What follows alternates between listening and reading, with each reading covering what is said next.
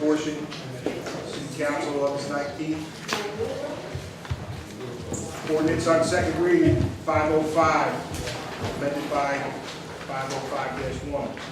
An ordinance to amend and supplement the revised general ordinance of the City of Brunswick, Title 10, Vehicles and Traffic, Chapter 1016, Stopping, Standing, and Parking, Section 101650, Schedule 29, parking time limited on certain streets, parking meter rates. 501, ordinance to amend and supplement the revised general ordinance of the City of Brunswick, Title 10, Vehicles and Traffic, amend various schedules in the city ordinances. Section 10, 12, 10, Schedule 2, trucks over 4 tons excluded. Section 10, 12, 20, Schedule 4, one-way streets. Section 10, 12, 30, Schedule 5, through streets. Section 10, 12, 04, Schedule 6, stopped intersections. Section 10, 12, 110, Schedule 13, left turn prohibitions. Section 10, 16, 20, Schedule 24, no parking at any time. Schedule 10, 16, 210, Schedule 38, time limit parking. Ordinances for discussion, first reading, 502. An ordinance to amend and supplement the revised general ordinance of the City of Brunswick, Title 2, Administration and Personnel, Parks and Gardens Commission. Resolutions, 549, approve agenda amendments. 550, approve payroll. 551, authorize refund for redeemed tax sale certificates. 552, approve ABC liquor license renewal. 2015, 2016. 553, resolution certifying review of 2014 annual audit. 554, authorize corrective action plan, 2014 audit. 555, approve amendment of resolution R 011553, reason cover additional legal expenses related to sale of serial bonds and bond anticipation notes with Lentz, Goldman, and Spitzer for 2015 bond council, not to exceed 34,634.13. 556, resolution to confirm engagement of special counsel in the City of New Brunswick. And what does that mean? Ads. What? Ads or adversarial. Adversarial Marvick Construction Corporation, not to exceed 15,000. 557, approve amendment of resolution R 011507. Reason add Affinity Federal Credit Union for designation of bank depositories and cash management plan for 2015. 558, approve amendment of resolution R 071543. Pay additional legal fees in the amount of $1,044.50. Benefit to Officer Police Director Anthony Caputo in the matter of Victor Rodriguez for the City of New Brunswick from 11/5/26 to 12/9/71. 559, approved request for use of city property, sidewalks only, requested by Goya, galvanizing and organizing youth activism at Rutgers. Location, Bugalo Park and sidewalks only for 14th annual walk for literacy. Date, Saturday, October 3rd, 2015. Time, 12 p.m. to 12:30 p.m. 560, approved request for use of city sidewalk, requested by Community Baptist Church of Somerset. Location, the sidewalk in front of the train station for distribution of religious literature and clothing to the needy and homeless. The date is Saturday, September 5th, 2015. The time is 10 a.m. to 1 p.m. 561, approved request for street closing, requested by the Brunswick Police Department, the Brunswick Domestic Violence Awareness Coalition. The location is beginning at the Salvation Army, 287 Andy Street, traveling on Jersey Avenue, Bowling Street, French Street, Alexander Street, Somerset Street, Lewis Street, Joyce Miller Avenue, Redding Street, Livingston Avenue, back of the Salvation Army on Andy Street. For annual domestic violence awareness rally march in the City of New Brunswick. The date is Saturday, October 17, 2015. Time is 8:30 a.m. to 3 p.m. 562, establishing dates for Rutgers football game, days parking for 2015. 563, approved request for street closing and use of city property, requested by Rutgers off-campus living and community partnerships. Location, triangle between Central Avenue and Gilder Street. The location is Proper Street between Central Avenue and Gilder Street. Scarlet R Block Watch Party. Date, Thursday, September 10, 2015. Time is 3 p.m. to 8 p.m. 564, approved amendment of resolution R 051530. Reason to pay additional legal fees in the amount of $1,530 to Benedict and Altman. For Police Director Anthony Caputo in the matter of Arthur Anderson for Anthony Caputo from $11,687.50 to $13,217.50. 565, approve award of contract with Institute for Forensic Psychology for psychological services for the police and fire department. 12-month term commencing August 20, 2015 and ending August 19, 2016. Specification number 44915 RFP, not to exceed 16,200. Fair and open. 566, approved request for use of city property, The location, 2 areas on Baird Street, one area on Easton Avenue, 1 area on Comstock Street. Requested by Walk Blaustein, Bike Blaustein, and NLSARU, Student Landscape Architectural Club. The 4th Annual International Parking Day in Brunswick 2015. The park will provide the community a place to eat, drink, play, rest, and socialize. Yes. So I just suggest that we maybe hold this for 2 weeks. The police department has approved 3 out of the 4 locations, not the 4th, which is one on contemplated for Easton Avenue. The event isn't until September 18th, so I'm going to suggest if you would agree that we just hold it for another meeting and see if we can get the 4th approved or at least the location amended. Okay, I agree with that. Thank you. 567, approve amendment resolution R 051572, change order number 1 with Batia or Batata Construction Incorporated for Nielsen Street roadway sidewalk repair project phase 2. Specification number 883-15, amount of $21,294.80. Approval of this change order will constitute an increase of 20% more than the original contract. 568, approve an amendment to resolution R 111473, change order number 2, credit with Lucas Brothers Incorporated, Dam Street roadway improvements, phase 2 from French Street to Joyce Gilbert Avenue and Livingston Avenue to Commercial Avenue. Specification number 844-14, credit $26,501.91. Approval of this change order will not constitute an increase of 20% more than the original contract.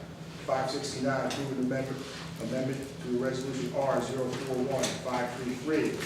Additional supplemental services in connection with hidden field conditions which reveal themselves during detailed surveys on the project with USA Architects for architectural services for masonry repairs and roof repairs and roof replacement at City Hall. Specification number 874-14 RFP-R, not to exceed $6,500. Approval of this supplemental service will not constitute an increase of 20% or more of the amount of the original contract.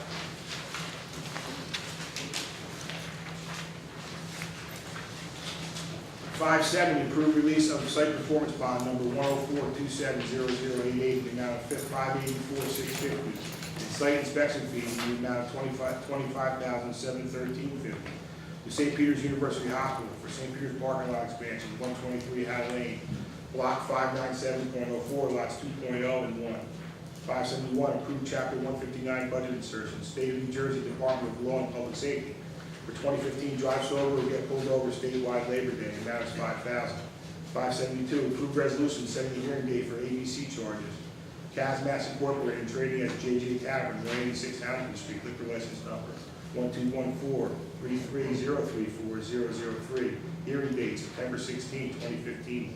573, approved request for use of city sidewalk. Request by New Brunswick Cultural Center, location Jersey Avenue, French Street, Dam Street, Railroad Avenue, New Street to Boyd Park. For Gabolaria, I'm sorry.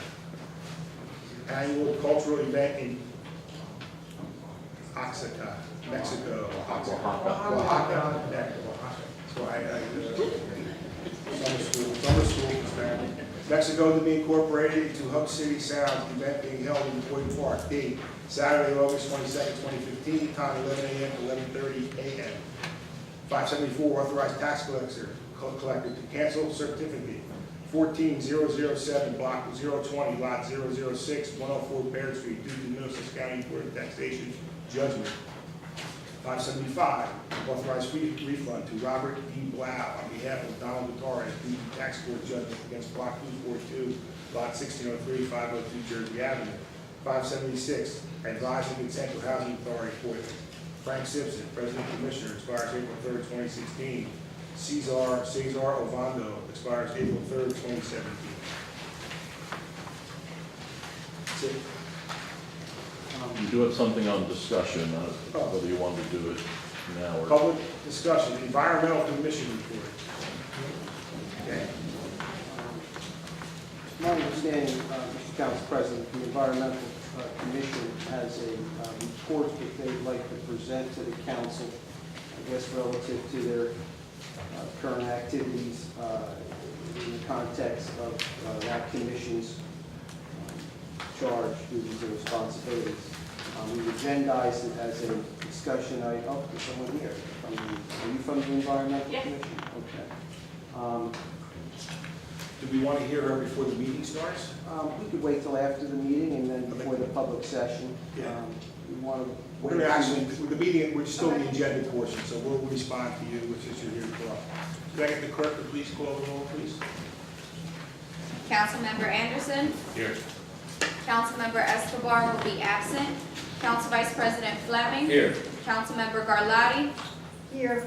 Council President Egan. Here, please be advised that the notice requirements of the Open Public Meetings Act have been complied with and satisfied that the annual notice, which gave sufficient notice of the time and place, the conduct of all public meetings of the municipal council of the city of Brunswick, has been filed with the city clerk and been placed on an appropriate bulletin board in the lobby of City Hall, New Brunswick, New Jersey, and has been transmitted to the official newspaper for the city of Brunswick, namely the Home News Tribune. Please stand for the Pledge of Allegiance. I pledge allegiance to the flag of the United States of America and to the republic for which it stands, one nation, under God, indivisible, with liberty and justice for all. Again, we'll have a moment of silence for our men and women serving in our armed forces, and for all our men and women in our armed forces who lost their lives in any battle.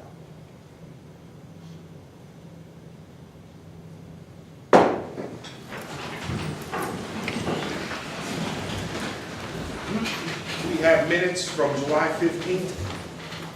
I get approval for the minutes. So moved. Second. Councilmember Anderson. Yes. Council Vice President Fleming. Yes. Councilmember Garlotti. Aye. Council President Egan. Yes. Now, Mr. Shammy, would this be a good time to bring up the woman, the lady from the Environmental Commission report? Certainly, you could bring her up now under the public hearing, so to speak, or you could wait till the public portion of the meeting starts. It's up to the council. Yeah, come on up. Sure. I'm sorry. Nobody interrupt that. I didn't know she was coming tonight. I thought we invited her to the next meeting. Go ahead, ma'am. Your name and address, please, and everything. Sure. My name is Erin Connolly. I live at 60 Wilcox Road, that's in Rutgers Village. I've been a resident since 2008 and a part of the New Brunswick Environmental Commission since 2009. I'm currently serving as the chair, and I'd like to thank you for having us present to you today and hopefully 6 months from now on the progress we've made as a commission in the city of New Brunswick. Some of our accomplishments include a Sustainable Jersey application, which has been in the works for about 3 to 5 years. We've suddenly made a lot of progress here. As a commission, we're working with the New Brunswick Green Team to attain Sustainable Jersey certification, which will increase our chance and opportunities to obtain funding for environmental aspects of development, which is great. It means we can apply for more grants to get more money to do more things for the city of New Brunswick. As a commission, we intend to submit an application to Sustainable Jersey for funding to conduct an ERI, and that stands for the Environmental Resource Inventory. Submission of the grant application requires approval by resolution of you, the New Brunswick City Council, which I'm not going to submit to you today, but I'm just saying that's in the works and it's coming. And it will be good, the environmental resource inventory, for the city of New Brunswick for a number of different reasons, but for the very least to have an assessment and a baseline to see where we're at right now. In addition to Sustainable Jersey, we have an urban pollinators project, which just took place on August 6th. Pollinators pollinate plants and food, more specifically, and this project encourages planting of pollinator-friendly species that are native, environmentally friendly, and specific to our location. The Environmental Commission is partnering on this project with the Lower Raritan Watershed Partnership, New Brunswick Community Garden Coalition, the Middlesex County Office of Planning, and the Freehold Soil Conservation District. On August 6th, many people gathered to count the number of pollinators in an area in Buccolo Park. Over 40 different species were counted, and it again established a baseline. Hopefully we can increase the number of pollinators because pollinators are good for the environment and for local food sources. We expect an outcome to include a garden installation and a guide, and then a report on the watershed-wide approach to improving habitats. The Environmental Commission co-sponsored a film showing in March at the Edward Loudstein School with Urban Agriculture Work Group of New Brunswick Community Food Alliance on the enhancements of pollination. In addition to that, we have secured funds to create a Parks and Gardens map, which we recently unveiled earlier this summer. As a commission, we obtained the funding from the Association of the New Jersey Environmental Commissions to produce a map of the locations and features of the community gardens and parks in New Brunswick as a resource for its residents. In this effort were the New Brunswick Community Garden Coalition, the Advocacy and Policy Work Group of the New Brunswick Community Food Alliance, and of course, the commission itself, the New Brunswick Environmental Commission. A printed version of this map is available to everyone here. I can leave one for Leslie as well. And you can see on the inside, there's a beautiful map which shows you where our gardens and other stuff is. Great stuff, you should look at it. The Lower Raritan Watershed Partnership was founded by Heather Fennick, who's here today, and who is also a part of the Environmental Commission. The Lower Raritan Watershed Partnership is an organization based in New Brunswick which works to enhance, protect, and restore the natural resources of the Lower Raritan watershed. And for those that don't know, a watershed is everything around a water source. So we're actually probably standing in the watershed right now. So New Brunswick itself is a watershed. We are a partner and a member of the Lower Raritan Watershed Partnership and have recently approved a resolution supporting the partnership. And we submitted a proposal to you, City Council, to recognize the partnership, which you did. So thank you so much for recognizing that partnership. The Lower Raritan Watershed Partnership joined with New Brunswick and Franklin Township Environmental Commissions to conduct a cleanup of 1 Mile Run in April. 60 individuals participated, including 40 from Rutgers, and we collected a lot of garbage and refuse from that area. The partnership is working currently with New York and New Jersey Harbor Estuary and the Lawrence Brook Watershed Partnership to determine the feasibility of constructing a fish passage at 2 sites on Weston Mill Dam. And just for those of you who are interested, if you want to learn more or participate in the events that the Lower Raritan Watershed Partnership offers, you should check them out on Facebook. Perhaps what I'm most excited about now is the Coastal Vulnerability Assessment and Municipal Public Access Plan Grant. We've recently secured $25,000. I'll wrap it up very quickly, but this is the most important part. We got $25 grand to do a coastal vulnerability assessment of the Raritan River and to develop a municipal plan for the city of New Brunswick. Not too long ago, in 2012, what happened in November? Sandy. And Route 18 flooded. I remember seeing pictures. Using this money and further research, we can prevent things like that and the damages it caused from happening again in the future. So in the long run, this $25,000 plus the money that has been donated by Rutgers, we'll see great things happen from that. In the future, and what I hope to talk about in 6 months, here are the projects that we have. Municipal recycling. We want to gather our resources to focus on a long-standing concern that recycling laws are not being complied with by municipal entities and businesses. So you're going to hear more about that in the coming months. State anti-idling statute compliance. The Environmental Commission will request that the city administration consider conducting an anti-idling campaign. And then to wrap it up, environmental issues affecting New Brunswick, which we'd like to focus on. The city has applied for permits from the New Jersey Department of Environmental Protection to repair the Coffer Dam at the Delaware and Raritan Canal at Boyd Park. The permit application was submitted to the Environmental Commission, and we will follow up with the DEP about the review period and approval status. The commission has asked the city, we've requested a copy of the groundwater classification exception area report from the Public Service Electric and Gas, and have also asked to review the city's response to the CEA proposed in New Brunswick. So PSE&G has applied for permits not to remediate.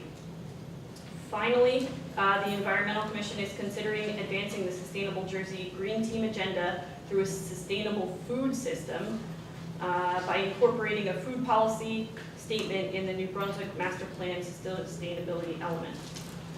I can answer any questions or attempt to if you'd like. Okay, well, thank you for your time, and I look forward to giving you a new update 6 months from now.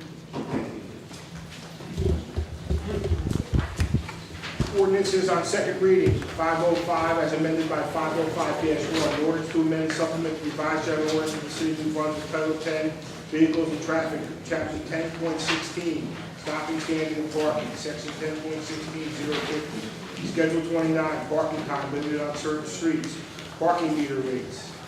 If anybody from the public would like to comment on this particular ordinance?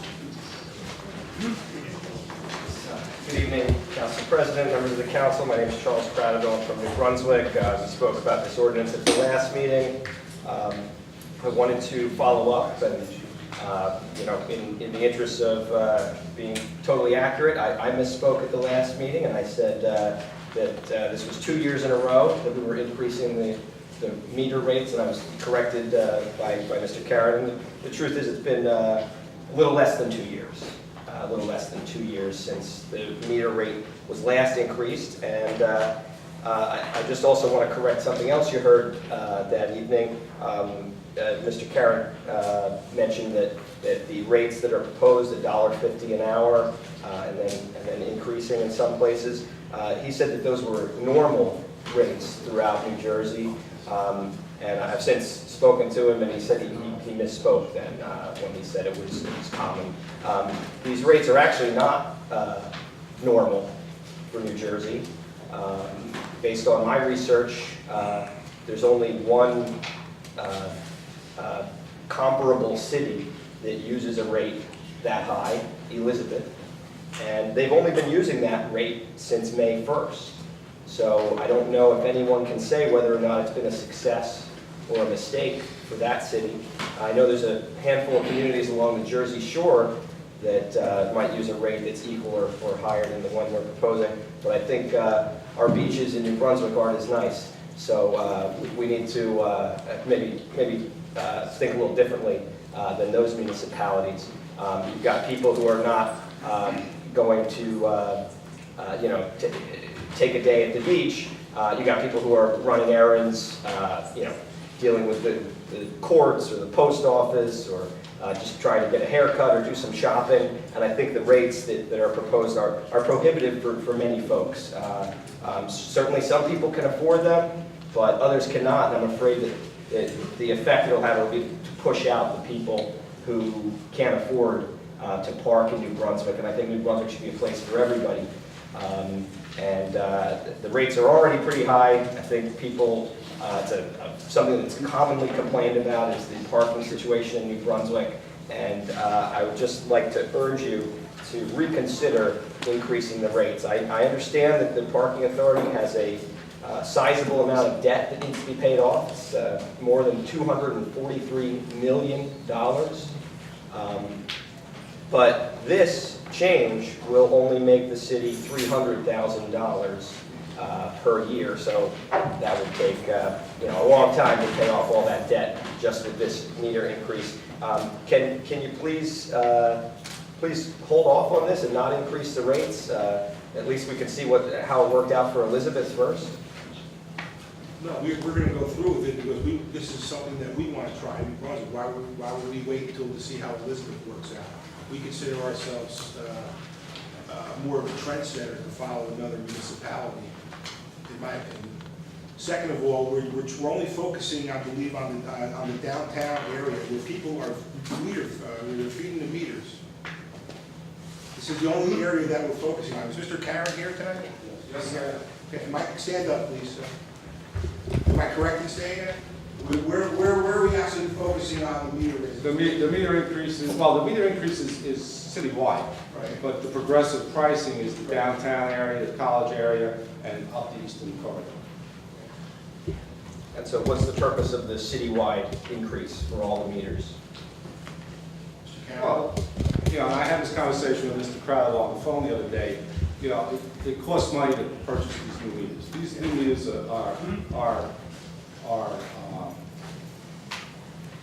easier to use as far as, you know, instead of putting $3 worth of quarters into a meter, you can use a credit card. Yeah. You know, and they're state-of-the-art meters, and, you know, it costs over $300,000 for these meters. That's number one. Number two, with the use of credit cards, there's a lot of fees involved that the parking authority absorbs. You know, you get charged by the credit card company and the company of the meter. There's a wireless charge for each meter, and it's an additional quarter, at least, for each transaction. So, you know, put those two together, and we're expecting a $300,000 increase, which probably won't even cover the added expense that we put out for this. So, Mr. Crowell, we're doing this for revenue. This is why we're increasing the meters. We need the revenue Need the revenue to pay for the meters. to pay for the operations of the parking authority. Okay, just because last time we raised the rates, we said it was to buy the new meters. Okay. So it seems like we're using the same reason to raise them even higher. Does that make sense? Makes sense that in business, yes, Mr. Karen? Well, last time when we raised the rate, we had purchased 100, I don't know the exact amount, but there were 100 plus meters. Then we just purchased over 700 meters to complete the entire system. So that's why we're raising the rate at this point on these meters. I've heard from different customers that everybody's happy. I believe you can do it right on your cell phone and pay for your meter. Yeah, that's Park Mobile, yes. Anything else, Mr. Karen? I mean, Mr. Crowell? Is it true that the meters default to the highest possible amount? So for somebody who's not familiar with them, they put in a credit card, the default is for them to pay for, Well, I hope it's not to the lowest amount. Because, like I said, we're into this to make money, and I believe, Mr. Karen, is that true? I don't think that's true. Okay. I don't know where that information is coming. so you said we're into this to make money.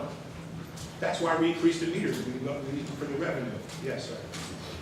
Okay, because that differs from what I was originally told when I first asked about it. You said this is because people keep feeding the meter and we Well, need to that's part of combat the that. progressive, that's the part of the progressive thing, we have a problem there. We're trying to get people to use our parking garages in the downtown area, with people coming out and feeding the meters. And it's not fair to somebody that parks in the deck and somebody's out there all day, they're feeding the meters. So we want them, if they want to feed the meters, then they're gonna pay for it. Right. Now, can you tell me, I understand you want to be a trendsetter, but is there any precedent for a New Jersey urban area using this type of, or this progressive rate, or even a $1.50 rate? That, I couldn't tell you that answer. I don't know that answer. Okay, do you think that it should be equally expensive to park at a meter in New Brunswick as it is in Manhattan? I believe we're well behind Manhattan. Many meters in Manhattan are $1.50. Some are I don't know more. how you can compare New Brunswick to Manhattan, but that's up to My you. point exactly. But we certainly don't have the rates that Manhattan has. We'll see. Actually, you do. Between 96th and 110th, those are the rates, $1.50 each. Do you think that's reasonable for people who are taking a trip to Midtown Manhattan, or I guess that would be maybe closer to Uptown? They should pay the same to park in Manhattan as somebody parking here? Mr. Crowder, I don't know what goes on in Manhattan. We're talking about what goes on in New Brunswick. We're raising the meter prices for revenue. I think it's more than fair. I believe that I have no problem with voting for this meter rate. I have no problem voting for the progressive meters because we do have a problem downtown that people are excessively feeding the meter. Right, and as I pointed out at the last meeting, it won't necessarily stop that. If people go to the meter every 2 hours, they can still refill it. Yeah, at a higher rate. Not if you do 2 hours and then you come back in 2 hours, if you're still paying the low rate. I don't think that's correct. Mr. Karen, is that right? Well, if you use Park Mobile, you won't be able to do that. If you use your credit card, you won't be able to do that.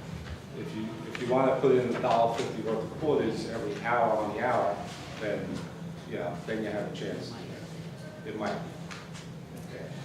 So, but the point is that there's a lot of people that actually, they use the Park Mobile.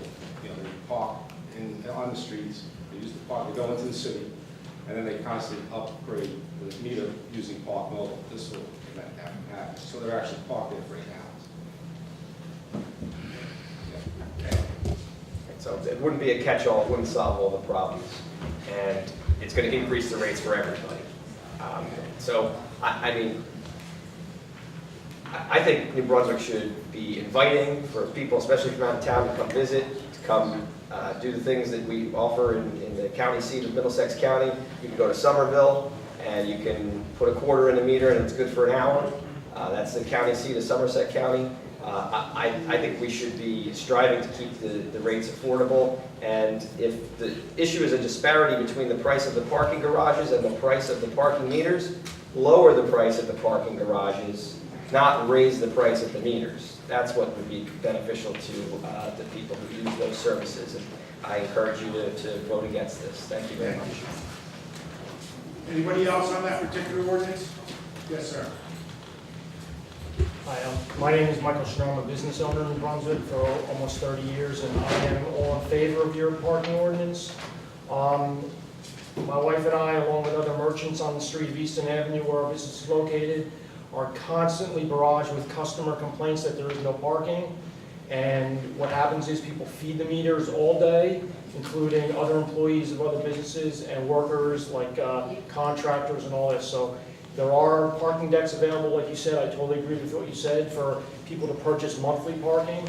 And we need to get the parking, the people in and out every half hour, so my customers can come in and spend money in New Brunswick, and then I can hire more workers or pay my current workers more money so then they can spend here. Thank you, sir. I appreciate that. Anyone else on the ordinance? Seeing none? Move the ordinance. Second. Councilmember Anderson. Yes. Council Vice President Fleming. Yes. Councilmember Garlotti. Aye. Council President Egan. Yes. 501, ordinance to amend and supplement the revised general ordinance of the city of New Brunswick, Title 10, Vehicles and Traffic. Amend various schedules in the city ordinances. 10-12-10, Schedule 2, trucks over 4 tons excluded. 10-12-20, Schedule 4, one-way streets. 10-12-30, Schedule 5, through streets. 10-12-04, Schedule 6, stop intersections. Section 10-12-110, Schedule 13, left turn prohibitions. Section 10-16-20, Schedule 24, no parking at any time. Section 10-16-210, Schedule 38, time limit parking. Would anybody from the public like to comment on this ordinance? Seeing none? Move the ordinance. Second. Councilmember Anderson. Yes. Council Vice President Fleming. Yes. Councilmember Garlotti. Aye. Council President Egan. Yes. Ordinance is on first reading. 502, ordinance to amend and supplement the revised general ordinance of the city of New Brunswick, Title 2, Administration and Personnel, Parks and Gardens Commission. Move the ordinance setting down September 2nd at, I believe we're back to 6:30. Yes, we are. For public hearing, same date to be advertised. Second. Councilmember Anderson. Yes. Council Vice President Fleming. Yes. Councilmember Garlotti. Aye. Council President Egan. Yes. We have resolutions 549 through 576, and we are holding resolution 566. Would anybody from the public like to comment on any of the particular resolutions? Mr. Council Yes, President, Mr. before we take public comment and before we adopt resolutions on consent agenda, I just want to note that the last resolution, 28, or 76, with respect to housing authority appointments, our council appointments. And I believe the resolution may reflect that they're mayoral appointments, and I'll make that appropriate change to the resolution. Mr. Crowell. Good evening once again, Charles Prattville with Brunswick. Go in order here. Can I hear a little bit about the audit? It's number 5 and 6, the audit and the corrective action plan. What was found? Mr. Pettis, please. Actually, the recommendations focused on 3 departments: the municipal court, the library, and the recreation department. Kind of going in reverse order, the recreation department, the finding was that there wasn't a cash receipt book maintained for the month of October, and the recommendation was that there'd be cash receipt book for each year, every month of the year. Apparently, there was a transfer of personnel, and the new person kind of got confused as to what to do. The library, that's a repeat. It has to do with the investments that the library has. The argument is that the investments have been donated, so some of it is donated stock. Municipalities are not supposed to be holding stock, so we've kind of recommended that the library board liquidate the stock. Fortunately or unfortunately, the argument has been that the stock has gone up, so they've done actually very well, probably a lot better than they would have done otherwise, but still it's kind of a violation of the state statute, and the recommendation being that they liquidate the stocks and keep it in an instrument that's less than 1 year. The largest issue has to do, and this is a repeat comment as well, has to do with the municipal court and the issuance of tickets. The issue is that some of the tickets that are assigned to police officers aren't returned or accounted for necessarily on a timely basis, and the AOC, the Administrative Office of the Courts, requires that any ticket that's more than 181 days be returned or be reassigned. The other issue has to do with ticket books being assigned to one officer and a different officer using that ticket and issuing that ticket. So there was a meeting between the municipal court judge, the court administrator, and Captain Zabo with regard to tightening up the procedures of how to have better communication, how to get the ticket books back to the court, how to better... The problem is probably never going to go away, because the issue is with regard to, and Captain Zabo mentioned that, I mean, you could have somebody in the detective bureau that normally doesn't have a ticket book, but ask for another ticket book because it's rare that say they'd be giving out tickets. Pull somebody over, realizes they don't have a license or don't have a valid registration, then they would borrow a book, so to speak, and issue the ticket. Technically, they're not supposed to do that, so the police and the courts are going to be cleaning that up and kind of tightening up the procedures with all of that. With regard to the tickets that are more than 180 days outstanding, again, there's going to be a better procedure, probably a month or so ahead of time. The court administrator is going to start tracking down the ticket books that are out there and making sure that either seeing what happened to the ticket books and getting them back, or at least getting them accounted for. So, and the other issue is reports or tickets there were 32 tickets that were more than 3 years old. And the court administrator said she's going to be cleaning up those tickets as well, dismissing them.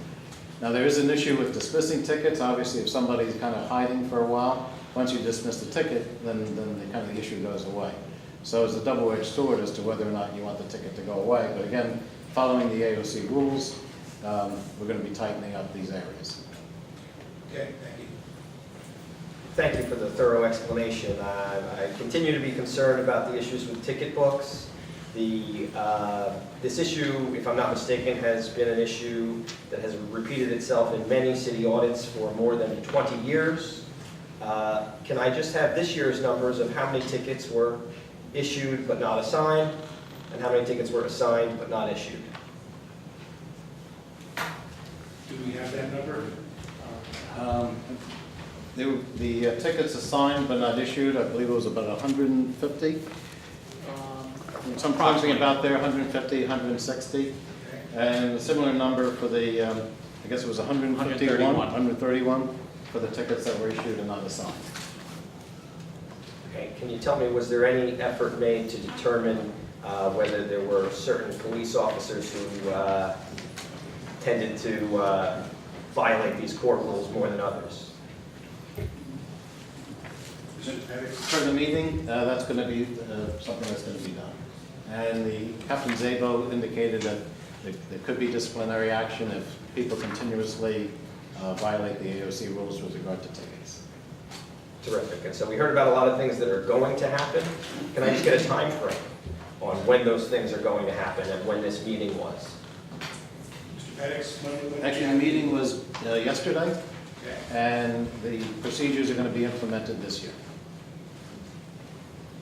Thank you. I'll move on. Next question, number 7, the additional $34,000 for a Lentz firm. Can you tell me what the purpose of this is?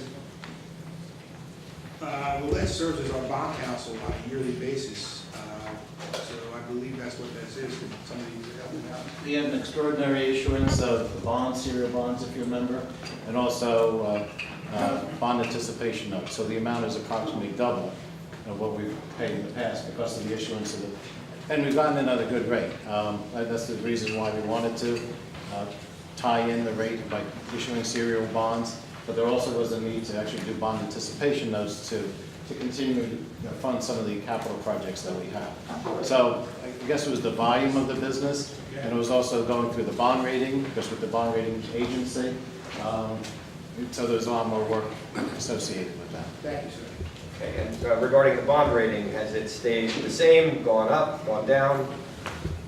I'm happy to say that our bond rating has stayed the same. States. Okay, and we saved more than $34,000 doing the serial bonds, right? Next item, number 8. What's this about? Special counsel? Is this for the Bugalo Park matter?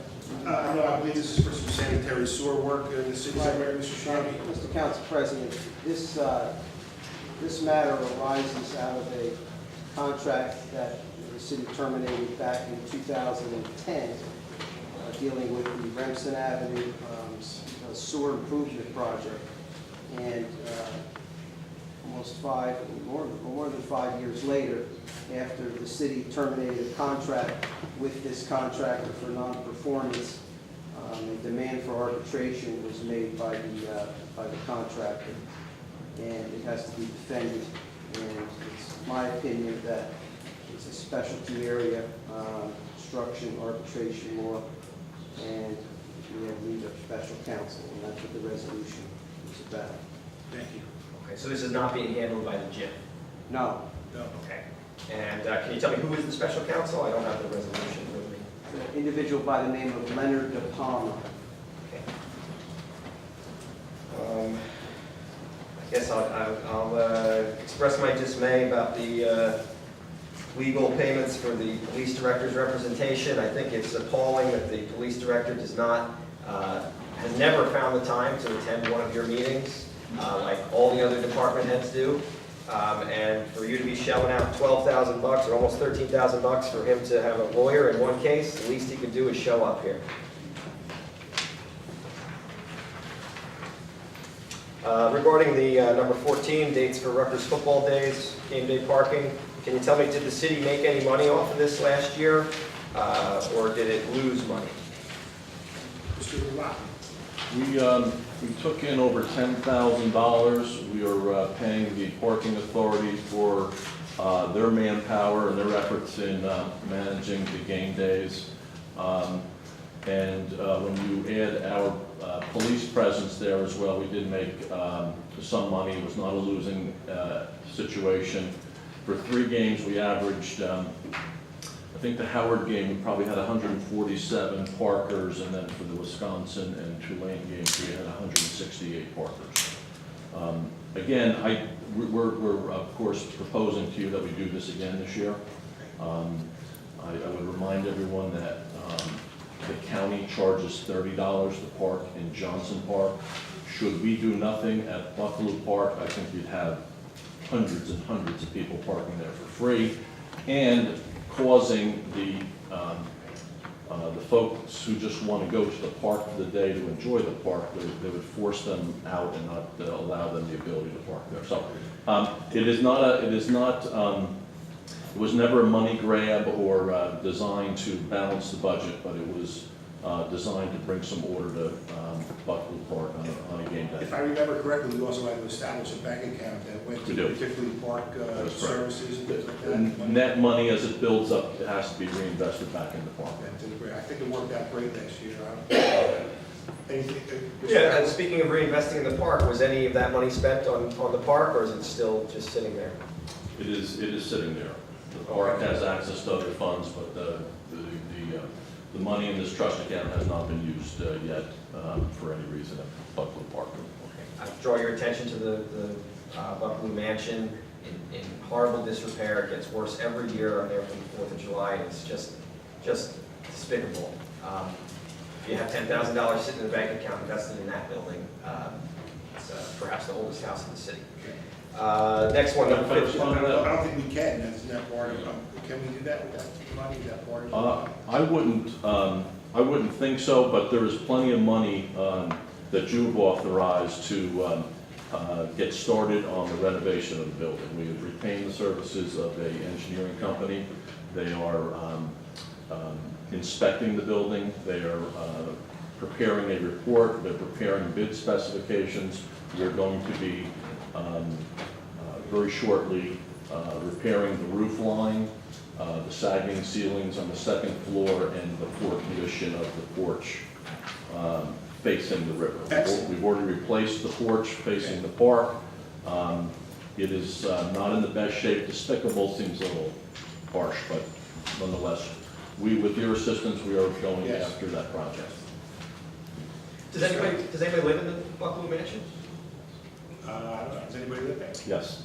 Yes. Who gets to live there? I have no idea. A firefighter who is employed here at the city pays us rent and lives in the smaller section of the building, and in turn provides us with a security presence around the clock there.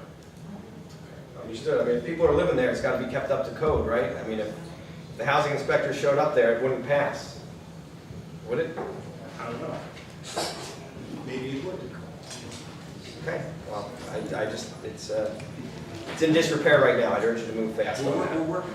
Okay, and then I'll also express my dismay about another $13,000 you're spending for Anthony Caputo's representation, even though he doesn't show up here. That's number 16.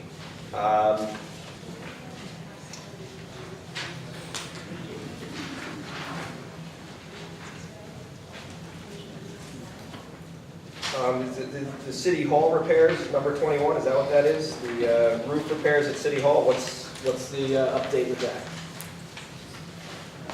Mr. Locke? We're amending the contract with the architectural firm who's doing almost the same thing as Buckley Mansion, evaluating the building, evaluating the roof system, evaluating the masonry upstairs, and then turning all of that into biddable documents for the repair. They have asked for an adjustment to their fee of $6,500 because they bumped into some conditions up there that they did not see previously. Tom Gould then reviewed their request and agreed with their proposal. Thank you.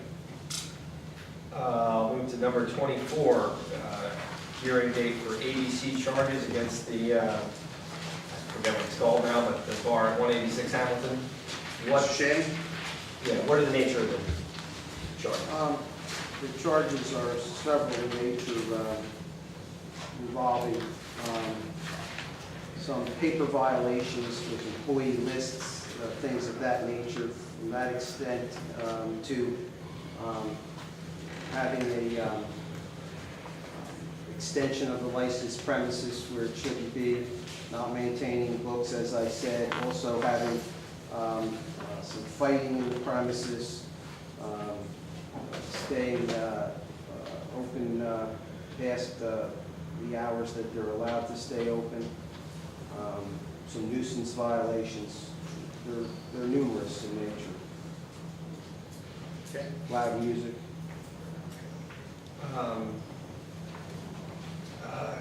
Maybe you know, Council President, number 26, what did the Middlesex County Board of Taxation rule about 104 Byron Street?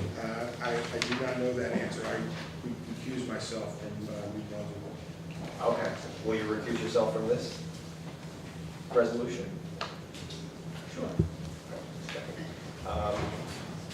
And so I guess the same is true of the next one, you don't know what 502 Jersey Avenue tax court judgment is? I do not. Okay, does anybody know what these judgments are? Just curious. Anybody speak on these? We'll get you the answer next meeting, Mr. President. Okay, I mean, is the council still going to pass these two items? I don't see why not. Anybody want to? Council President? You ordered, Yes, so, Mr. Radis. In both cases, they were adjustments to the assessed valuation. Yes. I don't have these specific numbers, but this, after going through tax court, the court decided that the assessed values that were on the properties, certainly I can give Mr. Pradigal the details of that, but I just don't have that tonight. Okay. if there's an order directing us to reduce the assessment pursuant to a tax court matter, we're so directed, we don't have any discretion. Okay, I just, as you know, I don't support passing things that we don't know what they are. So that's why I'm asking these questions. I would point out the resolutions do speak to the amount of refunds that the applicant is entitled to. In the resolution. Body of the resolution. Yeah, right. Thank you. Okay, is it significant? Is it going to hurt the city's bottom line, these two? Either of them? $81,000 and $20,000 are certainly significant items, but we'll find a way to have a budget in 2016. Thank you. Thank you, Council President. We did set aside some money last year, knowing that these tax court judgments were going to be coming around. So we do have some money in reserve for them. Very good, thank you. Okay, and so those figures, 81 and 21,000, that's total, or is that every year from now on? That's one shot. That would be every year. That would be every year. No, Council President, it's one shot. It's a refund That's the, of taxes, and that's Oh, just a refund. just a refund. oh, understood, thank you. Last two items, the council is appointing 2 new members to the Housing Authority. Are they here today? I don't believe so. Yeah. Does anyone on the council know them? Yes. Yes. You know one or both? I know, I met one before, kind of vaguely, but I know the other one because he lives right down the street from me. Okay. And who recommended them? What do you mean? Who, I mean, did you make the recommendation for this person to be on the Housing Authority? It's a council appointment. So you're appointing someone who you barely know, who just lives in the same neighborhood as you, and somebody who you don't know at all? I've also spoke with the mayor, and he also knows him very well, and so we had communication about that. Okay, so even though the council's supposed to be doing the appointing, the mayor really worked this out? No, I didn't say that. You said that. I did, I'm asking this That's not question. true. That's not true. No. So these appointments were put forth by the council. The council said we want these people, and then the mayor said it's okay, not the other way around? What's the difference? I mean, I guess that's a good point. You and the mayor never disagree on anything, right? Excuse me? I mean, you never disagree with the mayor on anything, so you're right. What's the I difference? disagree with him on a lot of things. Okay, well, so these appointments are supposed to be put forth by the council. In fact, 5 of the 7 members of the NBHA are supposed to be put forth by the council. But what you've expressed to me is that the mayor has recommended you hire. No, I didn't say that. I said I spoke with the mayor. I didn't say he recommended it. I just asked him how well he knew Mr. Simpson. Right. So whose idea was it to appoint these people in the first place? It wasn't you, was it? Mr. Crowder, what do you want to know? Who did? What do you? I don't understand. Whose idea was it to appoint these 2 people to the Housing Authority Board? It was the city council's idea, along with the mayor. Okay. Okay. And so does anybody on the city council know Cesar Ovando? I just said yes, I do.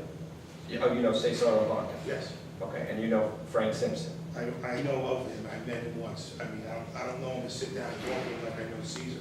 Okay, do you think he's going to be a good commissioner for the Housing Authority? I hope so. Okay, well, that's not good enough. I Well, mean, what do you want me to say, Mr. Radical? I think if you're appointing someone, We wouldn't appoint him if we didn't think he was gonna do a good job. well, I mean, I would say if I were you, I would do a little research before I appointed someone to the Housing If I Authority. was you, I don't know what I would do. So, let's continue on. Okay, that's the last point I want to make, is I just want to point out I get that you don't know these people everybody in the well. room, everybody in the room gets your point. I believe they're gonna do very well, I have confidence in them. I can't predict what's gonna happen in the future. We wouldn't have appointed them if we didn't think they were gonna be good people for the housing authority. Okay, and what makes them good people for the housing? What makes you think that they are good people for the Housing Authority? You said you met the man once, so is he, Mr. Crowder, listen, I Credentials? don't know why you think I'm up here to be quizzed by you. Okay, there's no section of this paperwork that says quizzed by Charlie Crowder. Okay, you can come up here. You can make your comments. This is on the resolutions. Okay, so you can say what you want to say, but I don't have to be quizzed by you on how my feelings are, when I did what, who I spoke with. Okay, so just let's move on. Keep saying what you want to say, and move on, please. okay, thank you. You're right, you don't have to answer my questions. That's correct. It doesn't. I want to answer your questions, but they seem to be, repetitious, and they seem to be like where we're trying to have some kind of a conspiracy on who we appoint to the housing authority here, and that's absolutely incorrect. So we all believe they're going to be good people on the housing authority. Like I said, we can't predict the future. We collectively appoint these people together, and we collectively talk about it with the mayor. That's the truth, the honest truth. What else would you like to hear? I understand that. I'll just close. You said I can continue speaking. I'll just speak. Even though you're over your time limit for quite some time. Yes. But it was your birthday the other day, so I want to extend this. Thank You're you. welcome. So I'll just close by saying Yes. that in the spirit of due diligence, Yes. the council should exercise greater efforts to research the people they're appointing and the ordinances and resolutions that you're putting forth and voting for. We've had issues in the past where people have been appointed who admittedly the council did not know them from Adam.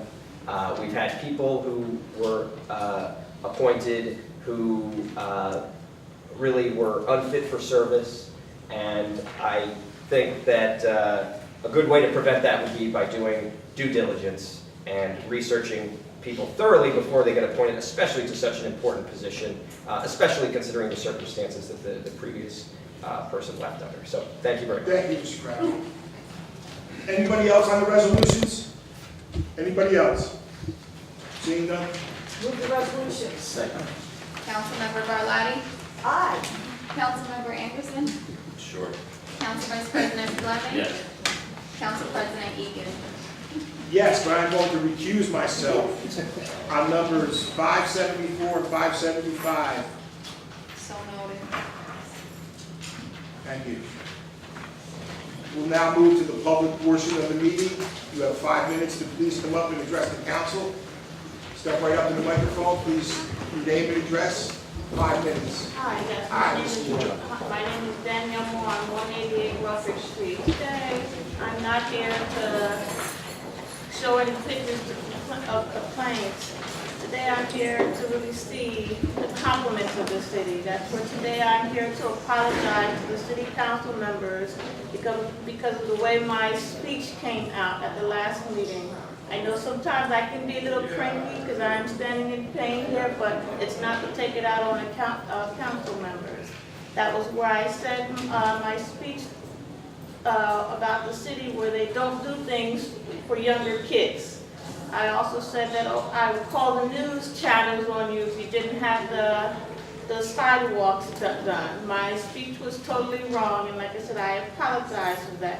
That's where council members, Mr. Lockwood, that's right? But I'm not a council member. Oh, well, excuse me. Okay, well, that was where he spoke to me at the meeting afterwards, and he made a very good point to me, where how he made me realize how much the city council has taken care of the things that I have asked to be done around the city.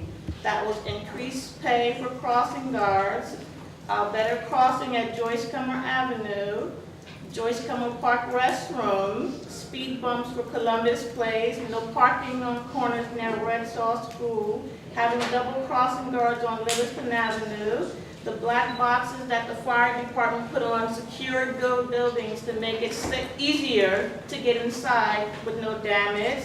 That was the water department with fixing the fire hydrant on Comstock by Red Shaw School, and then also fixing the pothole from where it was a big hole from the water there. Then that's where Charles Street and Joyce Comer, which I will say, wow, so far so good, no flooding over there since they redone it. And I realized that the Board of Education is starting the new sidewalks for Livingston School. So I have to say the city has taken care of a lot of things. Now, the way my speech should have been that day, that's where like, wow, I see how they're doing the roadways very good on the other side of town, blacktop, fresh paint. It's looking good, and I'm asking that the city can do the same over in this area. I'm asking in a better way where you can put down blacktop and paint due to where these 5 major crossings that really need to be done. That's Lee Avenue and Sanford Street. That's where you cross over Delavan Street by Livingston Avenue. I gave you the pictures at the last meeting. That's Comstock Street where you cross by Livingston Avenue, where you can really see where I meant, wow, anyone can trip over these. That's Joyce Comer Avenue and Handy Street. Joyce Comer Avenue and Saddam Street, where these are, like I said, major crossings. So I hope you can smooth it out and push fresh paint to really also let people know, okay, this is a major crossway, and make it a little safer for the crossing guards. So I'm asking if you can take care of that, please. I'm asking you in a better way than I did the last time. Like I said, thank you. Thank you. And then also where I have a question for you in regards to parking. That's where I had mentioned to you and the captain about where for the teachers with parking, what can you do for the teachers? There's some type of sticker due to where on that side, Red Shaw, Livingston School, that's all residential parking to stop the teachers from getting tickets. And then also, what about with street cleaning? What, do a teacher have to come move their car out due to the day of street cleaning? So what can you do to stop the teachers from getting tickets? Well, we'll take a look at it. How do you know the teachers are getting tickets? That's just, I just happen to be in the area at sometimes where I see the officers that getting tickets. Have we had any teachers call us about receiving tickets? It was a complaint. I'm asking the captain. Okay. I don't know of any teachers that fall. We discussed this one before, and I believe the Board of Education was going to speak to the parking authority to work something out. We didn't bring this up once before. Yeah, it's going to have to be an issue between the board then and the parking authority. The parking authority regulates the resident parking for that side, for that particular. In addition, Mr. City Council President, the Board of Education offers shuttle from parking at the Board of Education office to Livingston and Red Shaw schools for the teachers. They can park. There's a shuttle service that Yes, they offer. Okay. yes. Is that enough parking though, do you think? Because if that's enough, I really don't think that's enough parking due to where the purpose of the sidewalks being crumbled up. Why wouldn't that be enough parking? They're shuttling it to the Board of Education building over to the school. Well, okay, that's one reason why I say that's the purpose of the sidewalks over between Livingston School, why they're all crumbled up due to where the teachers are parking on the sidewalks. So I think something should be done, giving an order by the parking authority and the Board of Education, how is the parking going to be? Like I said, wow, you're putting a brand new sidewalk for Livingston School. And people park on the sidewalk? Yes, that's the purpose of why the sidewalk was all crumbly due to where the teachers parked there. Well, I'm sorry, if I could just address that issue. Since the last meeting, we inspected all the locations that Ms. Moore had some concerns about. We confirmed that she was right, that there's some things that need to be done. We asked the Board of Ed to replace the sidewalks all around Livingston Avenue. They started with a contractor who had not gotten the proper permits out of engineering. When we looked at it closer, we think the curbs need to be replaced as well, and the engineering department is communicating that to the board. So my point is that when the curbs are replaced, I hope that goes a long way from stopping people from parking up on the sidewalk. Okay. So after this is all done, we're not going to permit people parking on the sidewalk anymore. I'm not sure we ever do that, Okay. to be honest. So we're going to stop that after the new sidewalks are up, there'll be no more parking on the sidewalk. And then just one more thing quickly. That's where I noticed that they were doing the fresh yellow paint for the corners, where I was told what some parts of the corner is what, 35 feet, and then parts of it is 50 feet? Well, I don't know what, I haven't taken my driving test in 2 years. Well, my point is like, So, wow. you know, I think it's 50 feet from a stop sign or 25 feet from the curb, something like that. That's 50 feet from the stop bar, 5 feet from any driveway or, But wow, due to where these are multiple houses, what, you have plenty of people who have cars and you don't have nowhere to It's a park state now. law, what do you want us to do? Right? It's a state statute, it's on a driving test. You can't park 20, 50 feet from a stop sign. Wow, due to where these were just put there, they weren't like that before, do you, yes, that's what I'm saying, are you gonna advertise and warn the people that they can no longer park there? Or Why would we warn them? It's a state law. I'm just saying that, like I said, that's another thing that's gonna be the The situation. yellow curb, the freshly painted yellow curb should be the warning. That means no parking. Okay, thank you. All right? pedestrian safety. It's for pedestrian You guys safety. will stop bar, gives you a sight triangle as you approach intersection. Please just don't yell out in my room. Stand up if you want to talk. I beg your pardon. That's all right. Tom Lenny, the Assistant City Engineer. The intent of the state statute is for visibility, it's for vehicular and also pedestrian safety. The idea is keeping you back 50 feet. As you approach the intersection, you can see someone who may be crossing the street or cars. It's all for visibility, and that's the purpose. Well, okay, I hope they get a chance, like I said, to do that in front of the schools, but okay, like I said, thank you so We much. will certainly be in contact with the schools. I will certainly have Captain Miller make sure that the parking and no teachers are getting tickets over there and making sure that they know that they have a shuttle bus to go to. And if it seems to be something that's very high in demand over there, we'll get with the parking authority and see if there's a way we can get them some spots over there. But if they're being shuttled over there, I believe that Yeah. should solve the issue. Yeah. Okay? Okay, thank you Thank so you, much. Ms. Moore. Keep up the good work. Thank you. Good evening, ma'am. Hi. My name is Carolyn Smith, and I live on 148 Joyce Comer Avenue. Yes, ma'am. And I'm opposing a project that they want to put a grocery store at 149 and 151 Joyce Comer Avenue. And as you know, there's a lot of accidents on that corner. There's no residential parking, and it's just going to be a big mess. Where's the grocery store going to be? 149 and 151 Joyce Comer Avenue. Okay. Mr. Patterson, can you speak on this?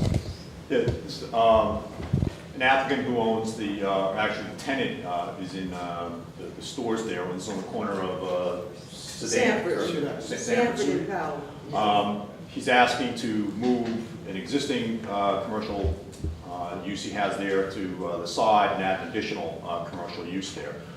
You'll have the opportunity when he goes in front of the board to come and speak on that, and any complaints that you have, you can bring to, I believe he's going to be in front of the zoning board. Planning or zoning? I don't recall off the top of my head, I believe it's the zoning board though, but if you're within 200 feet of the property, you will get a notice, a letter in the mail notifying you what the, okay. Then you can come out to the board that night and you can make your concerns known to the board, and the board can decide. The board is going to balance any positives that may come from that and any negatives that you may bring up, but there will be a public hearing and you can come out and be heard on that. So They also collect about 200 signatures already from neighbors around. You bring that to the zoning board meeting when we have it, and then the zoning board will take that into consideration. The board can't take signatures like that because it's a hearing. If any of those people want to come out and be heard on it, the board would have to hear them, but the applicant would have the right to cross-examine anybody who has an objection.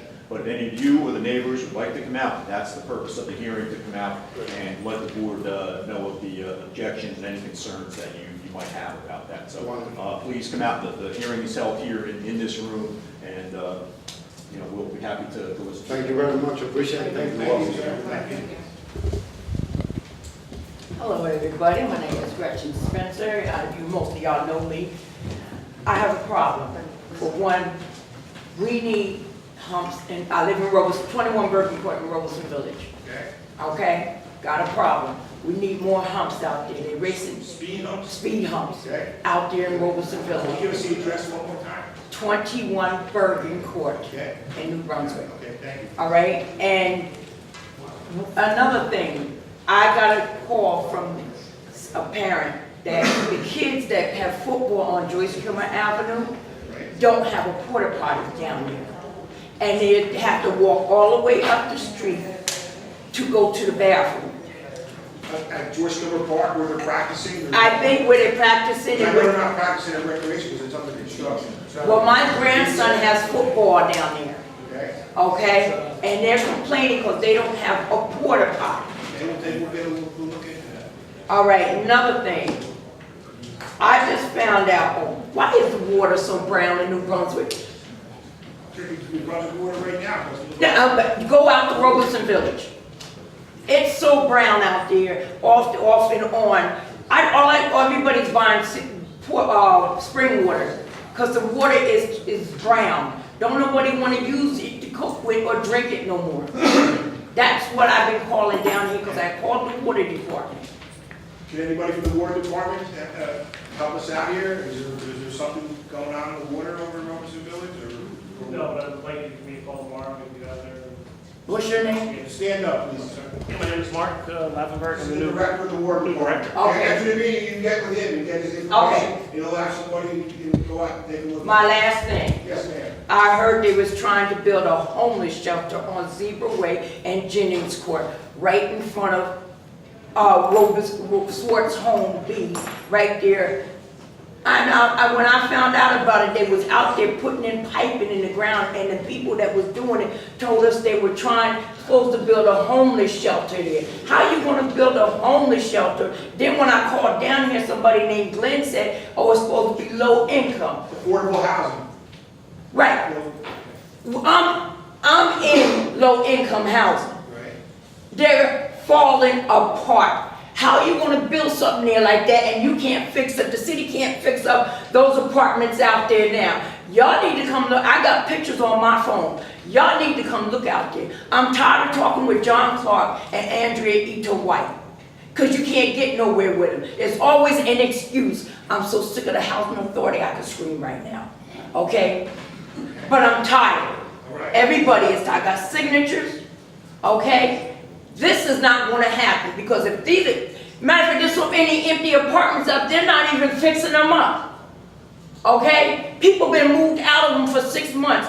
One girl I'm so mad with, supposed to get an apartment, they wound up giving it to somebody else that didn't even, the girl had papers saying she was moving into this apartment. They gave it to somebody else at the last minute. This girl waited 3 months. She has a girl and a boy. Who did that? The housing authority?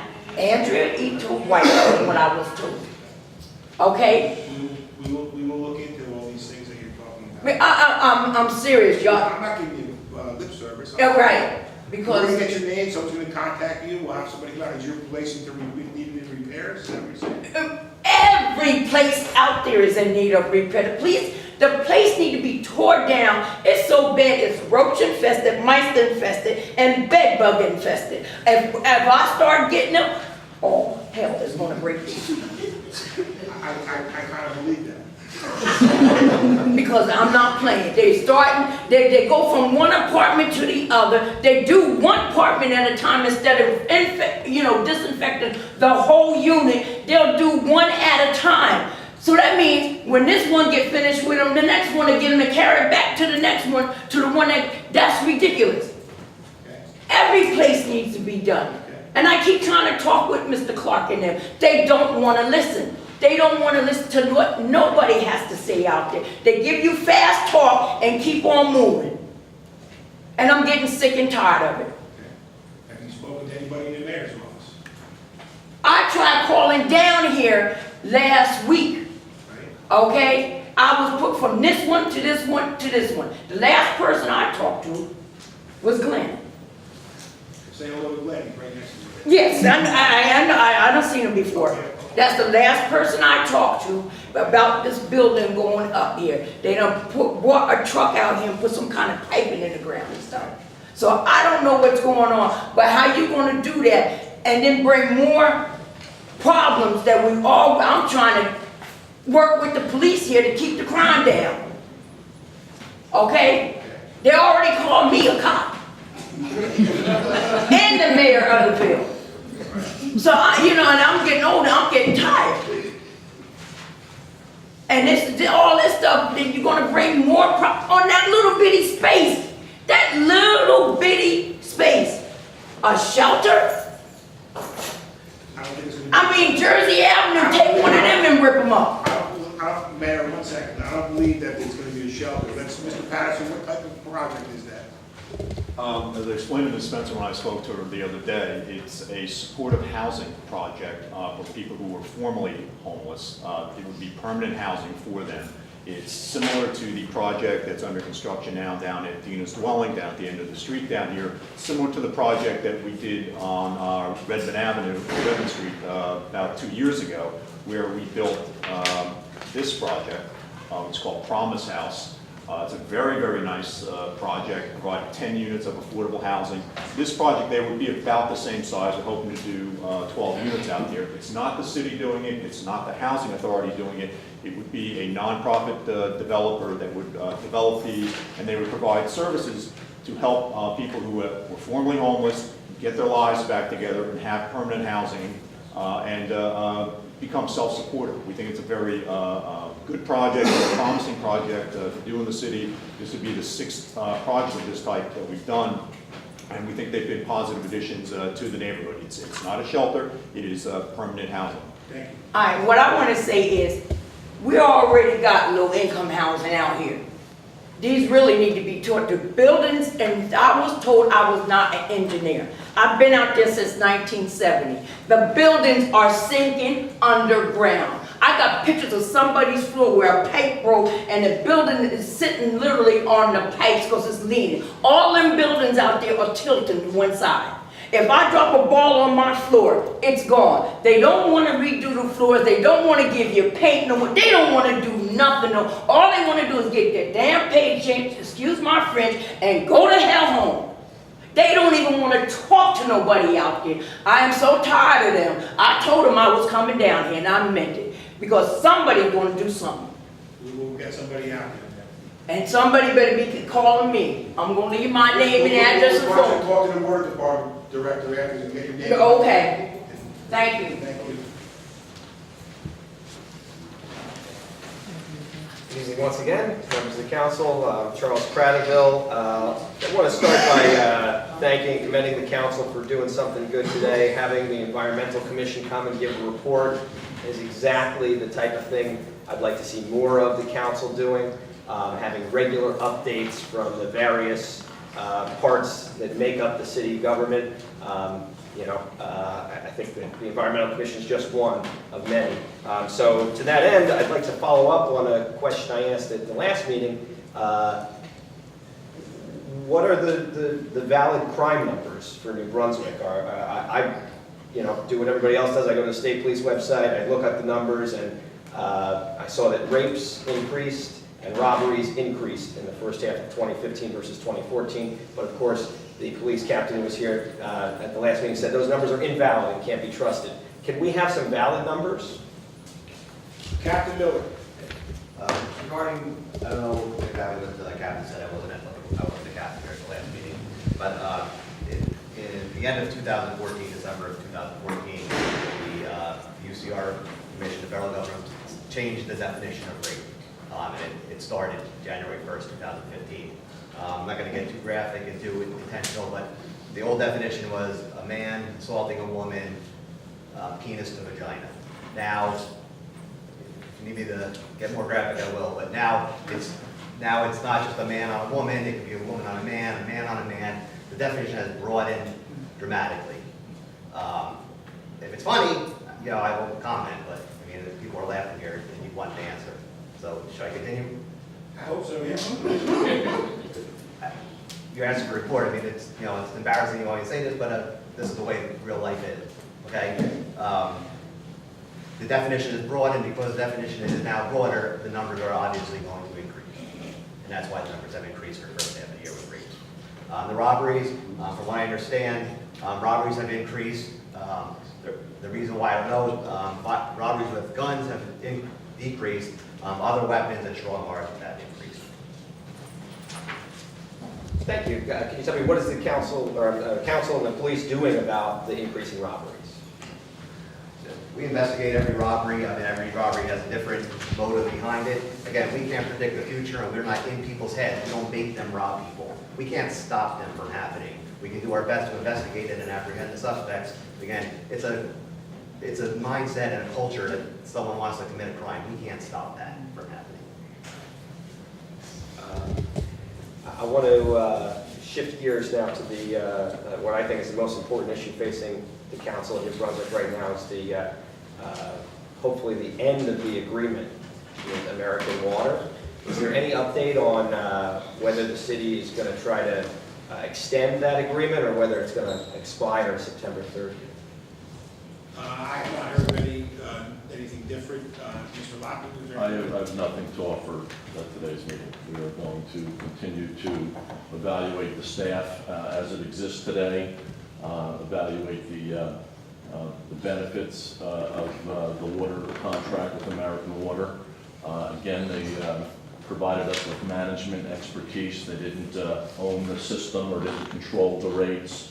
But we're going to, with the mayor's input, of course, continue to evaluate our current staff and whether we think we need any help going forward after mid-September. Thank you. So when can the public expect to learn more? When we have more to say.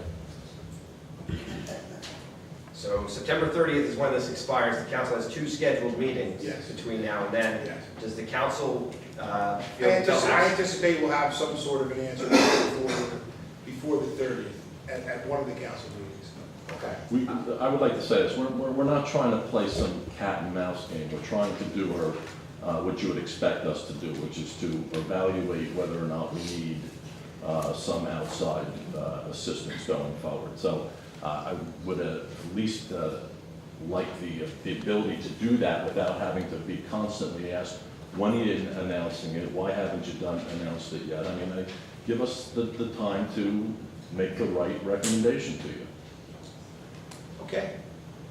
Okay. And I just a time frame would help. Saying that probably before the agreement expires is really not good enough. Well, I would think that makes the most sense, that we'll know something before the 30th, I would think. Because we got to either make a commitment to continue with them or make a commitment to end the contract. So Right. we'll have, they want to make a decision. So it's going to be, could be the 29th, could be the 28th, it's going to be before the 30th. Okay. Just to be clear, the council doesn't want to continue the agreement. Your goal is to end it, right? Eventually, the goal is to end the agreement. I believe everybody feels that way.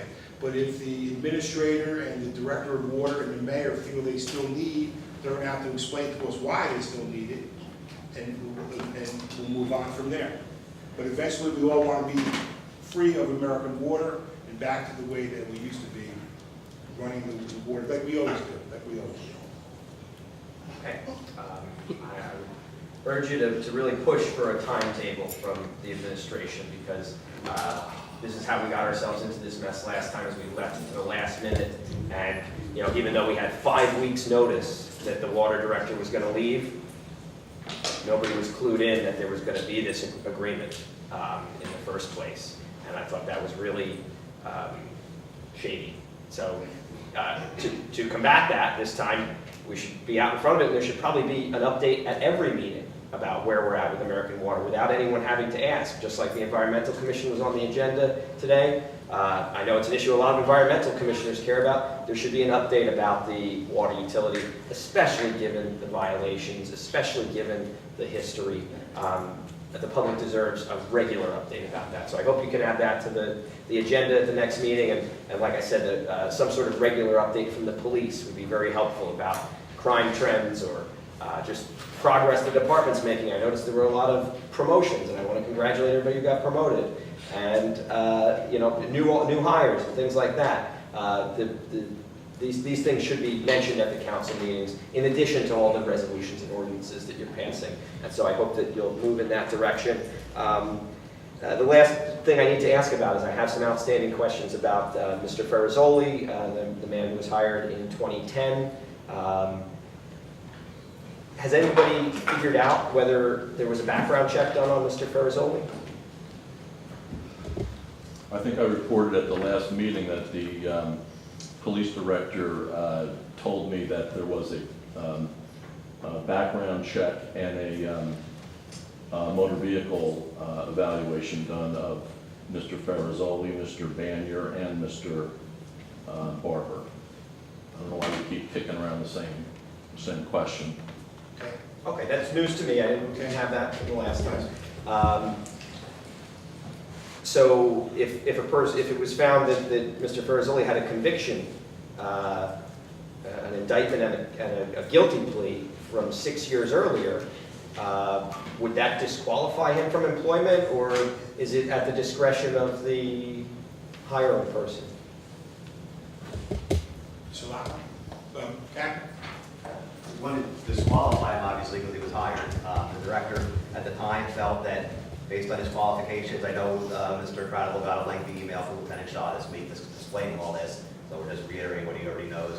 But the director reviewed his qualifications and thought that there was the mitigating outweighed the aggravating circumstances, and he would be a good fit for the job. Now, he made a mistake as he was employed, and he was terminated for that. Thank you, Captain. Okay, and that's the last unpleasant question I have to ask.